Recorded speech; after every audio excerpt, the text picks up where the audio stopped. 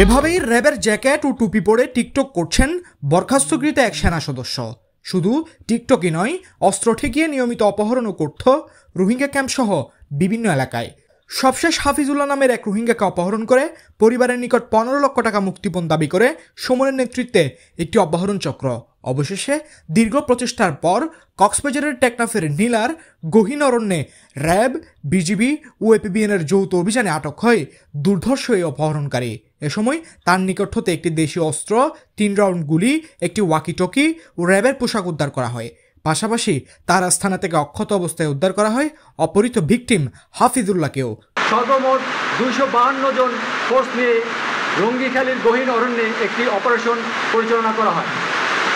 উক্ত অপারেশনে আমরা ভিকটিম হাফিজুল্লাহকে উদ্ধার করতে সক্ষম হয়েছি এবং ভিকটিম হাফিজুল্লাহকে যেই আস্তানায় আটকে রেখেছিল সেই আস্তানায় আমরা হানা দিতে সক্ষম হই। আমরা এরকম 2টি আস্তানার সন্ধান পাই, 2টি আস্তানা আমরা ঘুরিয়ে দেই এবং আস্তানা সার্চ করে একটিতে আমরা একটি 1 শুটার গান, 3 রাউন্ড অ্যামুনিশন, একটি র্যাবের ইউনিফর্ম, একটি ওয়াকিটকি এবং অন্যান্য কিছু গুরুত্বপূর্ণ সামগ্রী জব্দ করতে সক্ষম হই।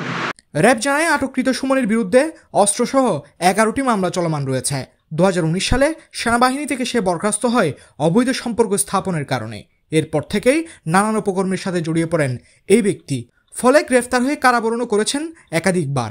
এর আগে গ্রেফতার করা হয় তার অন্য 2 সহযোগী আফ্রিদি ও আব্দুল গফুরকে। তাদের বিরুদ্ধে প্রয়োজনীয় আইনানুগ ব্যবস্থা গ্রহণ করে থানায় হস্তান্তর করা হয়েছে বলেও জানিয়েছে র্যাব।